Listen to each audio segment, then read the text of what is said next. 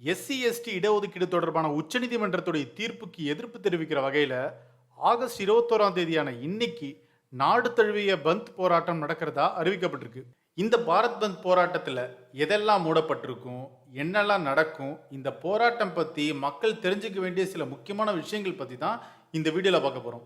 SC இடஒதுக்கீடு தொடர்பான உச்சநீதிமன்றத்துடைய தீர்ப்புக்கு எதிர்ப்பு தெரிவிக்கிற வகையில ரிசர்வேஷன் பச்சாவோ சங்கிரஸ் சமிதி அப்படின்ற அமைப்பு ஆகஸ்ட் 21ஆம் தேதியான இன்னைக்கு பாரத் பந்த் நடத்துறதா அறிவிச்சிருக்கு. ராஜஸ்தான்ல இருக்கிற எஸ்சி பிரிவினர் பந்த் போராட்டத்திற்கு ஆதரவு கொடுத்திருக்காங்க. இப்படி இருக்க ராஜஸ்தான் மாநில போலீஸ் சில முக்கியமான விஷயத்த சொல்லியிருக்காங்க. பாரத் பந்த் போராட்டத்தில் பதற்றமான சூழலை தவிர்க்க மாநிலத்துடைய எல்லா மாவட்டங்களிலுமே பாதுகாப்பு பணி அதிகரிக்குமாறு போலீசாருக்கு அறிவுறுத்தியிருக்காங்க. மேலும் பாரத் பந்த் தொடர்பாக சட்டம் ஒழுங்கு நிலையை உறுதி செய்யணும் அப்படின்னு மாவட்ட எஸ்பிக்களுக்கு அறிவுறுத்தல் வழங்கியிருக்காங்க. இந்த போராட்டத்துக்கு அழைப்பு விடுக்கிற குழுக்களுடையும் சங்கங்களுடையும் எந்த பிரச்சனையும் இருக்கக்கூடாது அப்படின்னு சொல்லியிருக்காங்க. உச்சநீதிமன்றம் சமீபத்தில் ஒரு தீர்ப்பு வழங்கினாங்க. அதாவது எஸ்சி மற்றும் எஸ்டி பிரிவினருக்கு இடஒதுக்கீடு விவகாரத்தில் உள் ஒதுக்கீடுகளை உருவாக்க மாநில அரசுகளை அனுமதிச்சாங்க. அது மட்டும் இல்லாமல் எஸ்சி எஸ்டிலையும் கிரீமி லேயர் முறை கொண்டு வரணும் அப்படின்னும் இடஒதுக்கீடு உண்மையிலே தேவைப்பட்டோருக்கு கிடைக்கணும் அப்படின்னும் உச்சநீதிமன்றம் தீர்ப்பில் சொல்லியிருந்தாங்க.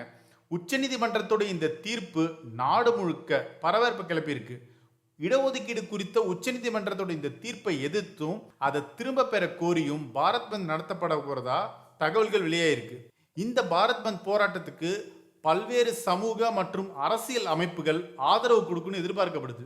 பாரத் பந்த் போராட்டத்தில் வன்முறை ஏற்பட வாய்ப்பு இருக்கிறதால பல மாநில காவல்துறை உயர் அதிகாரிகள் வீடியோ கான்ஃபரன்சிங் மூலமா தேவையான முன்னேற்பாடுகளுக்கான ஆலோசனை கூட்டங்களை நடத்தியிருக்காங்க. அனைத்து பிரிவு ஆணையர்கள், மாவட்ட ஆட்சியர்கள் மற்றும் உயர் போலீஸ் அதிகாரிகள் கூட்டத்தில் கலந்து கொண்டதா தகவல்கள் வெளியே இருக்கு. மேற்கு உத்தரப்பிரதேசத்தில் இந்த விவகாரம் பதற்றத்தை ஏற்படுத்துன்னு சொல்லப்படுது. இதன் காரணமா அங்க போலீசார் அதிக உஷார் நிலையில் வைக்கப்பட்டிருக்காங்க. உத்தரப்பிரதேசம் உட்பட நாட்டின் பல மாநிலங்கள்ல போராட்டத்தப்போ பொதுமக்களுடைய பாதுகாப்பை உறுதி செய்ய அதிகாரிகள் விரிவான நடவடிக்கைகளை மேற்கொண்டு வராங்க. ராஜஸ்தான், உத்தரப்பிரதேஷ் மற்றும் பல மாநிலங்கள்ல பொது போக்குவரத்து மற்றும் தனியார் அலுவலகங்கள் பொதுவா இது மாதிரியான பந்த் நாட்கள்ல செயல்படாது. இருந்தாலும் ஆம்புலன்ஸ், தீயணைப்பு வாகனங்கள், பால், மருந்து, பெட்ரோல் உள்ளிட்ட அத்தியாவசிய மற்றும் அவசர சேவைகள் செயல்படும் தெரியுது. சரி, உச்சநீதிமன்றம் இந்த தீர்ப்புல முழுசா என்ன சொல்லியிருக்காங்க நம்ம பார்ப்போம். பட்டியலினத்தவர் பழங்குடியினருக்கான இடஒதுக்கீட்டுல உள் இடஒதுக்கீடு வழங்க மாநிலங்களுக்கு உரிமை இருக்கிறதா நீதிமன்றம் சொல்லியிருக்காங்க. மேலும் பிற்படுத்தப்பட்ட வகுப்பினர் மற்றும் எஸ்சி பிரிவுகளில் ஒரு தரப்பு மட்டுமே பலன்களை அனுபவிச்சா அதுல தலையிடுற உரிமை மாநில அரசுக்கு இருக்கிறதா சொல்லியிருக்காங்க உச்சநீதிமன்ற நீதிபதிகள். இந்த கிரீமி லேயர் தொடர்பான 4 நீதிபதிகள் சில கருத்துக்களை சொல்லியிருக்காங்க. அதில் என்ன சொல்லியிருக்காங்கன்னா, ஓபிசி பிரிவில் கிரீமி லேயர் என்ற பிரிவு ஒன்று இருக்கு. அதே மாதிரி எஸ்சி பிரிவினருக்கான இடஒதுக்கீட்டிலையும் கிரீமி லேயர் வரையறை கொண்டு வரணும். பட்டியல் இனத்தை சேர்ந்த ஐஏஎஸ் அதிகாரியுடைய மகனையும் ஒரு கிராமத்தில் அரசு பள்ளியில் படிக்கிற பின்தங்கி நிலையில் இருக்கிற ஒருவரையும் ஒரே நிலையில் எப்படி வச்சு பார்க்க முடியும்? அதனால முதல் தலைமுறையை சேர்ந்தவர்கள் இடஒதுக்கீடு மூலமா உயர்ந்து அந்தஸ்துக்கு வந்துட்டா இரண்டாம் தலைமுறையினருக்கு இடஒதுக்கீடு வழங்கக்கூடாது அப்படின்னு சில நீதிபதிகள் சொல்லியிருக்காங்க. 7 நீதிபதிகளை கொண்ட அரசியல் சாசன அமர்வில் 4 நீதிபதிகள் இந்த கருத்து தெரிவிச்சிருக்காங்க.